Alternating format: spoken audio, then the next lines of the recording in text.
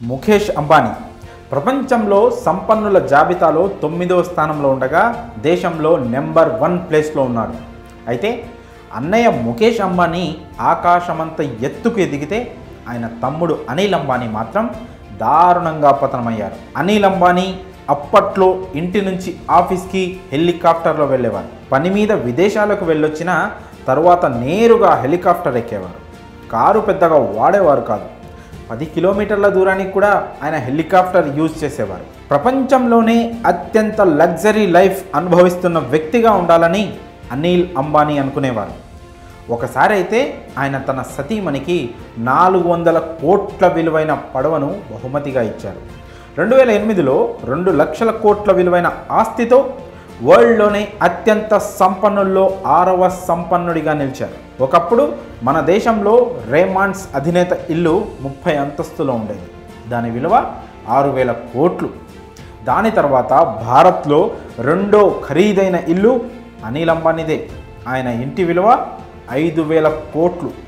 ఆ మధ్య ఆయన ప్రయాణించిన కారును చూసి అందరూ షాక్ అయ్యారు.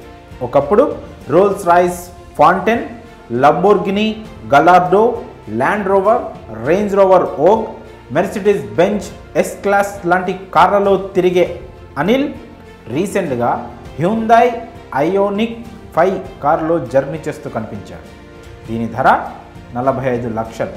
అయితే టాప్ క్లాస్ కార్లలో తిరిగిన వ్యక్తి ఇలా తన రేంజ్ కంటే ఎంతో కిందకు దిగి ప్రయాణించడం చర్చనీయాంశంగా మారింది. రీసెంట్గా అనంత్ అంబానీ ప్రీ వెడ్డింగ్ వేడుకలో ఓ అనామకుడిలా బ్యాగ్ పట్టుకొని దర్శనమిచ్చారు అనిల్ అంబానీ. ఒకప్పుడు అత్యంత ధనికుడిగా వ్యాపార రంగంతో పాటు సినీ రాజకీయ రంగాలపై తన డామినేషన్ చూపించిన వ్యక్తి ఇప్పుడు ఇలా ఎలా పతనమయ్యారు? అన్న ముఖేష్ అంబానీ ఆకాశంలో ఎగురుతుంటే తమ్ముడు ఇలా పాతాళానికి పడిపోవడానికి కారణం ఏంటి? ఆ వివరాలను ఇప్పుడు తెలుసుకుందాం. ధీరుభాయ్ అంబానీ 2022 జూలై 6న మరణించారు. అనంతరం ముఖేష్ అంబానీ, అనిల్ అంబానీ సోదరులు తండ్రి స్థాపించిన రిలయన్స్ గ్రూప్ సంస్థను 2 నెలల పాటు మేనేజ్ చేస్తూ వచ్చారు. ధీరుభాయ్ అంబానీ తన కొడుకులిద్దరికీ 25,000 కోట్ల వ్యాపార సామ్రాజ్యాన్ని అప్పగించి వెళ్ళారు. అయితే అనిల్, ముఖేష్ అంబానీల మధ్య వ్యాపారానికి సంబంధించి విభేదాలు మొదలయ్యాయి. వీటిలో 3 కారణాలున్నాయి. అందులో మొదటిది వ్యాపారం మీద పెత్తనం. ధీరుభాయ్ అంబానీ ఎవరు ఏ వ్యాపారం చూసుకోవాలి అనే స్పష్టత ఇవ్వకుండా మరణించడంతో ఈ గొడవలు మరీ ఎక్కువయ్యాయి. దీంతో ఎవరికి ఏ వ్యాపారం మీద పెత్తనం ఉండాలన్న విషయంలో విభేదాలు తలెత్తాయి. రెండో కారణం, ఇద్దరికీ వ్యాపారంలో విజన్కి సంబంధించి విభేదాలు వచ్చాయి. టెలికాం బిజినెస్లో పెట్టుబడి పెట్టాలని ముఖేష్ అంబానీ అంటే పవర్ జనరేషన్ బిజినెస్ని పెంచాలని అనిల్ అంబానీ పట్టుబట్టేవారు. రిలయన్స్ గ్రూప్ వద్ద కేవలం ఒక ప్రాజెక్ట్లో మాత్రమే పెట్టుబడి పెట్టడానికి డబ్బుంది. దీంతో అంబానీ సోదరుల మధ్య గొడవలు వచ్చాయి. మొత్తానికి ముఖేష్ పంతం నెగ్గడంతో రిలయన్స్ గ్రూప్ టెలికాం బిజినెస్లో పెట్టుబడి పెట్టింది. ఇక్కడ అనిల్ అంబానీ ఈగో హట్ అయింది. ఇక అనిల్ అంబానీ ముఖేష్ అంబానీతో బిజినెస్లో విడిపోవడానికి 3వ కారణం అనిల్ అంబానీ ఆడంబర జీవితం. అనిల్ అంబానీకి బాగా లగ్జరీగా జీవించాలని ఉండేది. ఎక్కడికి వెళ్ళినా హెలికాప్టర్లలో వెళ్ళేవారు. తక్కువ దూరాలకు కూడా హెలికాప్టర్నే వాడేవారు. ఇవి ముఖేష్ అంబానీకి నచ్చేవి కాదు. అలానే అనిల్ అంబానీ నటి టీనా మునీమ్ను వివాహం చేసుకునేందుకు ఆయన కుటుంబం అంగీకరించలేదని సన్నిహితులు చెప్తుంటారు. ఫ్యాషన్ గ్లామర్ ఫీల్డ్కి చెందిన ఆమె కావడంతో అంబానీ కుటుంబం ఒప్పుకోలేదని, దీంతో ఇంట్లో నుంచి వెళ్ళిపోతానని అనిల్ అంబానీ బెదిరించడంతో అంబానీ కుటుంబం ఒప్పుకుందని సమాచారం. ఆ తర్వాత అంబానీ రాజకీయాల్లో అడుగుపెట్టారు. సమాజ్వాదీ పార్టీ నుంచి రాజ్యసభ సభ్యుడిగా పార్లమెంట్లో అడుగుపెట్టారు. అనిల్, ముఖేష్ అంబానీల మధ్య విభేదాలు పెరగడంతో వారి తల్లి కోకిలాబేన్ అంబానీ రిలయన్స్ గ్రూప్ని ఇద్దరికీ సమానంగా పంచాలని అనుకున్నారు. 2005 జూన్ 18న ఆమె అధికారికంగా ఈ ఆస్తి పంపకాల గురించి ప్రకటించారు. ఆ పంపకాల్లో భాగంగా ముఖేష్ అంబానీకి Reliance Industries, IPCL Indian Petrochemicals Corporation Limited సంస్థలు వచ్చాయి. వీటి కింద crude oil refining, petrochemicals production, oil, gas exploration వస్తాయి. ఇది రిలయన్స్ ప్రధాన వ్యాపారం. దీనికి ముఖేష్ అంబానీ రిలయన్స్ గ్రూప్గా పేరు పెట్టుకున్నారు. మరోవైపు అనిల్ అంబానీకి Reliance Communications, Reliance Capital, Reliance Power వచ్చాయి. ఈ 3 కంపెనీలు అనిల్ ధీరుభాయ్ అంబానీ గ్రూప్ కిందకు వస్తాయి. ముఖేష్ అంబానీ తీసుకున్న కంపెనీలు అధిక లాభాలను తెచ్చిపెట్టేవి, కానీ అనిల్ చేతికి వచ్చిన కంపెనీలు మాత్రం తక్కువ లాభాలు తెచ్చేవి. అయినప్పటికీ భవిష్యత్తులో అధిక లాభాలు వచ్చే కంపెనీలు అని అనిల్ అంబానీ నమ్మారు. ఆయన ప్రత్యేక ఆసక్తి మేరకే ఈ కంపెనీలను ఆయనకు అప్పగించాల్సి వచ్చింది. అయితే వ్యాపారాలు సెపరేట్ అయ్యాక అనిల్ అంబానీకి పూర్తి స్వేచ్ఛ వచ్చింది. నిర్ణయం తీసుకోవడానికి ఎవరిని అడగాల్సిన పని లేదు, ఎవరిని ఒప్పించాల్సిన పని కూడా లేదు. తన నిర్ణయానికి అడ్డు చెప్పేవారు లేరని అనుకున్నారు. వ్యాపార పంపకాలు జరిగిన 2 రోజుల తర్వాత అనిల్ అంబానీ భారీ హామీలు చేశారు. అనిల్ ధీరుభాయ్ అంబానీ గ్రూప్లో వేల కోట్లు విలువ చేసే పలు ప్రాజెక్టులను ప్రకటించారు. అనిల్ అంబానీ రిలయన్స్ పవర్ ద్వారా 80,000 కోట్ల విలువ చేసే పవర్ జనరేషన్ ప్లాన్ని ప్రకటించారు. రిలయన్స్ క్యాపిటల్లో 2,000 కోట్లను పెట్టుబడి పెడుతున్నట్లు కూడా ప్రకటించారు. అంతేకాదు ఇన్ఫ్రాస్ట్రక్చర్, ఎంటర్టైన్మెంట్ రంగంలో కూడా అడుగు పెడుతున్నట్లు ప్రకటించారు. ఈ ప్రాజెక్టులో పెట్టుబడి పెట్టడం కోసం వివిధ బ్యాంకుల నుంచి వేల కోట్లలో లోన్స్ తీసుకున్నారు. ఆ తర్వాత రిలయన్స్ కమ్యూనికేషన్స్ IPOని ప్రారంభించారు. అనిల్ అంబానీ సాధించిన ఘనతల్లో ఇదొకటి. అనిల్ అంబానీ నాయకత్వంలో రిలయన్స్ కమ్యూనికేషన్స్ దేశంలోనే అతిపెద్ద టెలికమ్యూనికేషన్ కంపెనీగా ఎదిగింది. CDMA టెక్నాలజీ సహాయంతో దేశంలో తక్కువ ధరకే మొబైల్ సేవలను అందించేది ఈ కంపెనీ. అనిల్ అంబానీ అనుకున్నట్లుగానే విద్యుత్ రంగంలో అడుగుపెట్టారు. రిలయన్స్ పవర్ అనే సంస్థను స్థాపించారు. అప్పట్లో రిలయన్స్ పవర్ IPOకి 60 సెకండ్లలో పూర్తి సభ్యత్వాన్ని పొందడంతో అనిల్ అంబానీ చరిత్ర సృష్టించారు. దేశ క్యాపిటల్ మార్కెట్ చరిత్రలోనే వేగంగా సభ్యత్వం పొందిన IPOగా రిలయన్స్ పవర్ రికార్డు సృష్టించింది. అప్పట్లో దీని విలువ 11,563 కోట్లకు పెరిగింది. ఆ సమయంలో అతిపెద్ద IPO ఇదే. అనిల్ అంబానీ సంపద 4 లక్షల కోట్లకు పెరిగింది. ముఖేష్ అంబానీతో సెటిల్మెంట్ అయిన ఏడాదిలోపే ముఖేష్ అనిల్ అంబానీల ఆస్తుల విలువ వేగంగా పెరిగింది. ముఖేష్ అంబానీ ఆస్తి $8.5 బిలియన్ నుంచి $20 బిలియన్ పెరగగా అనిల్ అంబానీ ఆస్తి $5.7 బిలియన్ నుంచి $18 బిలియన్ చేరుకుంది. 2008లో అనిల్ అంబానీ ఆస్తి విలువ $18 బిలియన్ నుంచి $42 బిలియన్ అమాంతం ఎగబాకింది.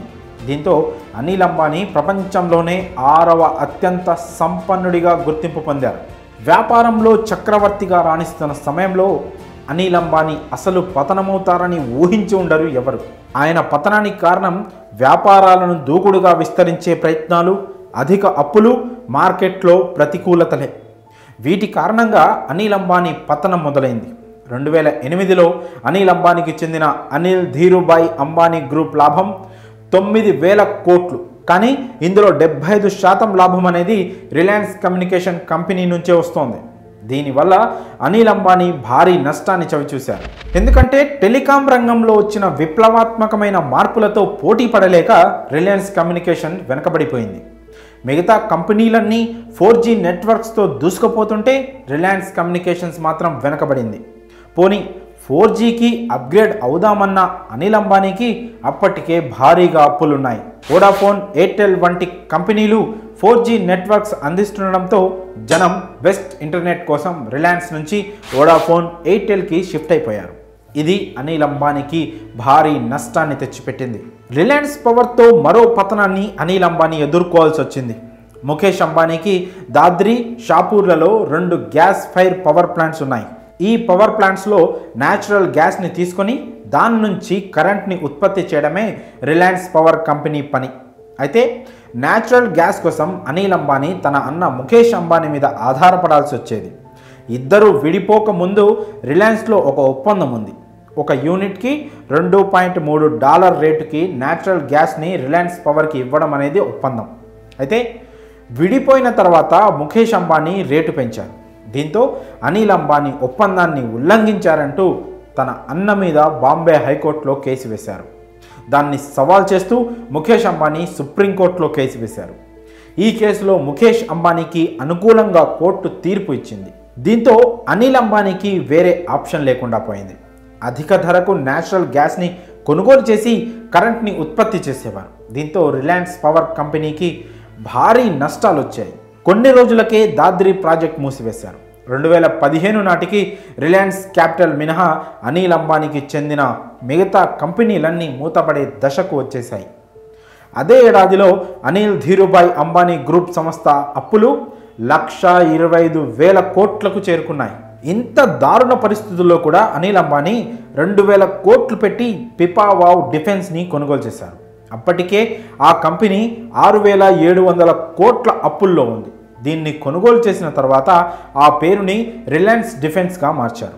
అయితే అనిల్ అంబానీకి డిఫెన్స్లో నాలెడ్జ్ లేకపోవడం, అప్పులు పెరిగిపోవడంతో సకాలంలో కాంట్రాక్ట్స్ని డెలివరీ చేయలేకపోయారు.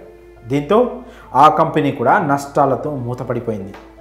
2016లో ముఖేష్ అంబానీ టెలికాం సెక్టార్లో అడుగుపెట్టడంతో అనిల్ అంబానీకి భారీ దెబ్బ ఎదురైంది. అనిల్కి చెందిన రిలయన్స్ కమ్యూనికేషన్స్ మార్కెట్లో 2% పడిపోగా ముఖేష్ జియోతో సంచలనాలు సృష్టించారు. జియో సంపద భారీగా పెరిగిపోయింది.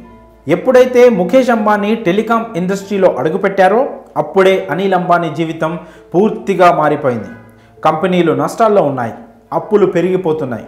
1 నెలలోపు అప్పులు తీర్చాలి లేదా 3 నెలలు జైలు శిక్ష అనుభవించాల్సిందంటూ 2019లో సుప్రీంకోర్టు అనిల్ అంబానీకి నోటీసులు పంపింది. Reliance communications Swedish telecom major అయిన ఎరిక్సన్కి 453 కోట్ల రూపాయల అప్పు ఉంది. ఆ అప్పు తీర్చాలని సుప్రీంకోర్టు నోటీసులు పంపింది.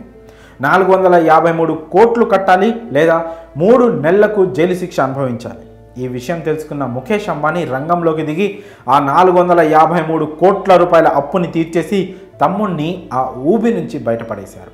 అందుకు అనిల్ అంబానీ ముఖేష్ అంబానీకి, వదినమ్మ నీతా అంబానీకి కృతజ్ఞతలు తెలియజేశారు. 2020లో Anil Ambani company Reliance Communications దివాలా తీసింది. పెట్టుబడి పెట్టి ముందుకు తీసుకెళ్దామనుకున్న మిగతా కంపెనీలు కూడా ఎవరూ లోన్స్ ఇవ్వకపోవడంతో ఆర్థిక ఇబ్బందులు ఎదుర్కొన్నాయి. తనకున్న అప్పులు తీర్చేందుకు తన దగ్గర సరిపడా ఆస్తులు లేవని కోర్టులో అప్పీల్ దాఖలు చేశారు. చివరకు అనిల్ అంబానీ దివాలా తీశారు. అనిల్ అంబానీ దివాలా తీసే సమయానికి ఆయన కుమారులు జై అన్మోల్ అంబానీ, జై అన్షుల్ అంబానీ ఇద్దరు కెరియర్ పరంగా బాగా స్థిరపడ్డారు.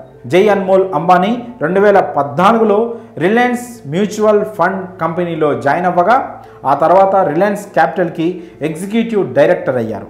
అంతేకాకుండా Reliance Nippon Life Asset Management, Reliance Home Finance కంపెనీలకు బోర్డ్ డైరెక్టర్గా ఉన్నారు.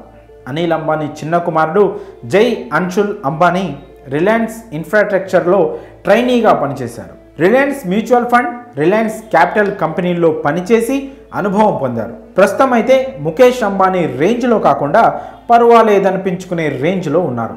ఇది అనిల్ అంబానీ పతనం.